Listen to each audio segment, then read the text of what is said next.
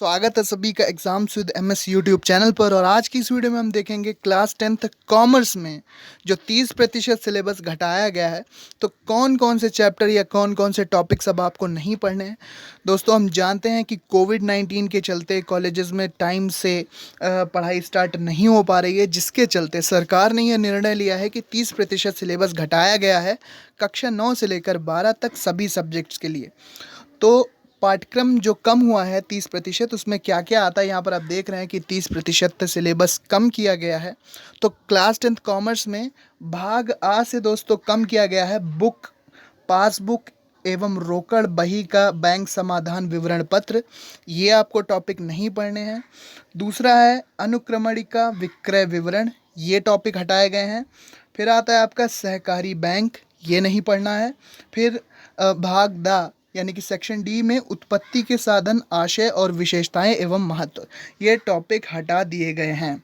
अब प्रोजेक्ट कार्य आपका जो हटाया गया है, वो प्रोजेक्ट कार्य में बैंक समाधान विवरण कब एवं क्यों बनाया जाता है, ये प्रोजेक्ट वर्क हटाया गया है।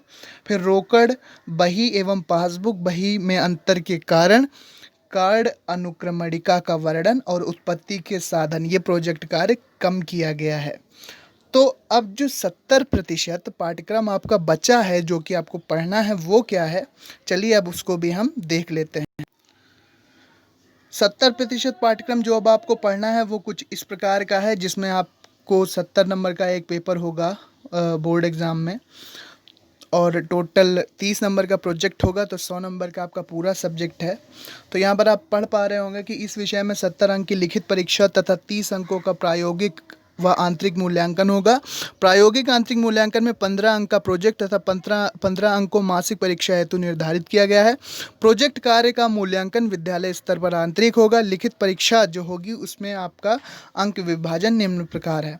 तो अंतिम खाते, व्यापार तथा लाभ हानि खाता एवं आर्थिक चिट्ठा, सामान्य समायोजन, चेक बिल, हुंडी व प्रतिज्ञा पत्र संबंधित साधारण लेखें, ये 20 नंबर का पूरा आपका टॉपिक है। फिर बा में आपको नस्तीकरण, संदेश वाहक प्रणालियाँ, व्यापारिक कार्यालय में श्रम व समय बचाने वाले यंत्र जैसे पंच मशीन, समय recorder machine, photo state machine, typewriter, calculator की साधारण प्रयोग संबंधी जानकारी, देशी व्यापार, थोक व फुटकर व्यापार और बीजक, ये सारे टॉपिक आपको पढ़ने हैं।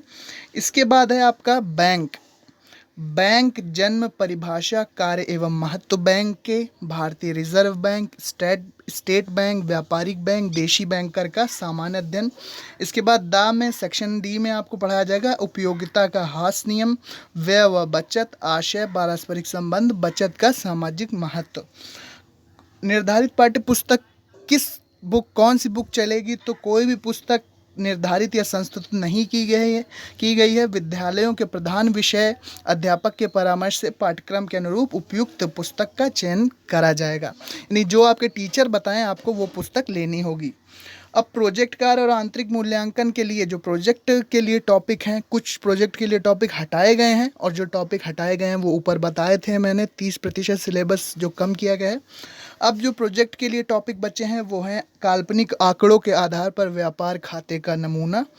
दूसरा है हमारा अंतिम खाते बनाते समय विभिन्न समायोजनाओं का विवेचन, चेक एवं चेक का रेखांकन, नस्तीकरण की प्रणालियाँ, चेक एवं चेक का अनादरण, शीघ्र संदेश भेजने का साधन, समय एवं श्रम बचाने वाले यंत्र, फुटकर व्यापार का वर्गीकरण, बैंक का उदय या विकास, रिजर्व बैंक के कार्य, स्टेट बैंक ऑफ इंडिया के कार्य और उपयोगिता हास नियम की व्याख्या, ये सारे टॉपिक हैं जिस पे आप प्रोजेक्ट बनाएंगे। और कुछ टॉपिक जो प्रोजेक्ट के कम किए गए हैं वो यहाँ पर दिए हैं।